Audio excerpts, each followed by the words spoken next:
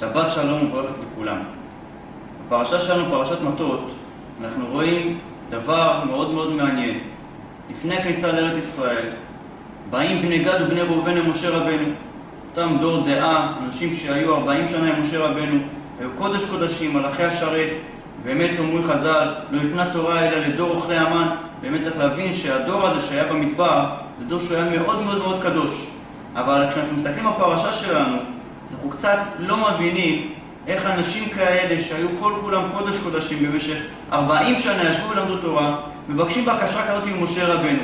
באים בני גד ובני ראובן למשה, ואומרים לו, משה, יש לנו מרעה רב, יש לנו הרבה צאן ובקר, ועבר הירדן המזרחי, איפה שכיום נמצאת ירדן, שבני ישראל כבשו את זה שם, ביקשו בני גד ובני ראובן לשכון באותו מקום. כמו שכתוב בפרשה, גדרות צאן נבנה למקננו פה, והערים לטפנו.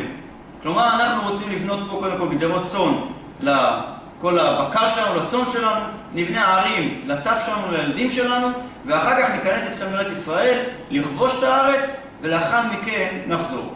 באמת משה רבנו אומר להם, בנו לכם ערים לטפכם, וגדרות לצאנכם, והיוצא מפיכם תעשו.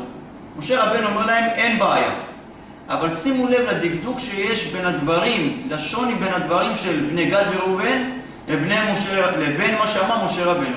בני גד ובני ראובן אומרים, גדרות צאן נבנה למקננו פה. קודם כל, נבנה גדרות צאן למקנה שלנו. לאחר מכן, ערים לילדים שלנו. כלומר, הם הקדימו קודם כל את הצאן ואת הבקר, ואחר כך רק הם דאגו לילדים שלהם. ומשה רבנו אומר להם הפוך, בנו לכם הערים לטפכם, ומתקן אותם. קודם כל תדאגו לילדים שלכם. לאחר מכן, תעשו גדרות לצאנכם. רש"י במקום אומר, חסים היו על ממונם יותר מבניהם ובנותיהם. וכשמסתכלים על זה, ויודעים שאלו לא אנשים פשוטים, אנשים שכל כולם היו תורה וקדושה, אנשים שראו ניסים, ושפחה בדור שלהם הייתה יותר גדולה מגדול הנביאים. ראתה שפחה עליהם מה שלא ראה יחזקאל בן בוזי בנבואה. אז איך הם דואגים קודם כל לצאן ולבקר שלהם, ורק לאחר מכן לילדים שלהם? אז באמת, אנחנו עומדים ותמהים על זה. איך יכול להיות? אבל כשנסתכל ונתבונן קודם כל על עצמנו, אנחנו נגלה שאף על פי שאנחנו לא אומרים את הדבר הזה כמו שהם אמרו, ואולי אפילו בלי שימת לב הם אמרו את זה, גם אנחנו למעשה עושים כמוהם ואפילו גרוע יותר מהם. כל אדם יבחן את עצמו.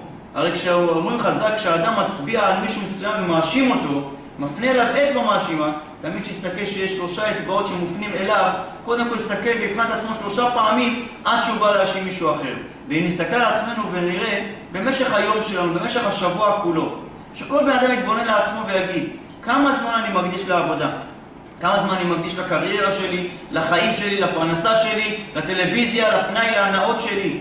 וכמה זמן הבן אדם במשך יממה שלמה, כמה זמן הוא מקדיש לילדים שלו? כמה זמן הוא יושב עם האישה שלו לדבר איתה? כשנתבונן על זה כולנו, אנחנו נראה שרובנו המוחלט, את רובו של כל היום שלנו למעשה, אנחנו מקדישים לעצמנו, אם זה עבודה, ואם זה בילויים שלנו, ואם זה צפייה בטלוויזיה, ואם זה כל מיני עיסוקים. ולילדים אנחנו בקושי מקדישים כמה דקות. יש מחקר אמריקאי שהוכיח שהאבא מדבר, וגם האמא, מדברים עם הילד שלהם בערך בין 3 ל-8 דקות במשך יום. תחשבו, מתוך 24 שעות. שיחה שלא שיחה של בוא תוכל או לא תוכל, אלא שיחה של באמת שיחה אישית בין האבא והאמא לילד, בין 3 ל-8 דקות ביום. כמה אנחנו, רבותיי, צריכים להתבונן על זה, ולפני שאנחנו שופטים את אותם צדיקים, לבוא ולהגיד עלינו, כמה זמן אנחנו מקדישים לילדים שלנו. אז נכון, יבוא אנשים ויגידו, תרדות היום, כשהיה פרנסה, אבל לכל הפחות, הקדוש ברוך הוא נתן לנו יום אחד בשבוע, יום השבת. ביום השבת, רבותיי, זה לא זמן לטיולים, זה לא זמן לבילויים. יום השבת זה זמן לשבת סביב שולחן שבת, סביב האוכל, סביב המשפחה, לשבת, לדבר דברי תורה, שירי שבת. איזו הנאה, איזו שמחה יש לאדם שהוא יושב מול המשפחה שלו, איזו אחדות השבת נותנת למשפחה. הקדוש ברוך הוא יזכה אותנו באמת לשלום אמיתי בתוך ביתנו, עם כל עם ישראל, נזכה לראות למשיח צדקנו במהרה בימינו, וכן יהי רצון ונאמר אמן.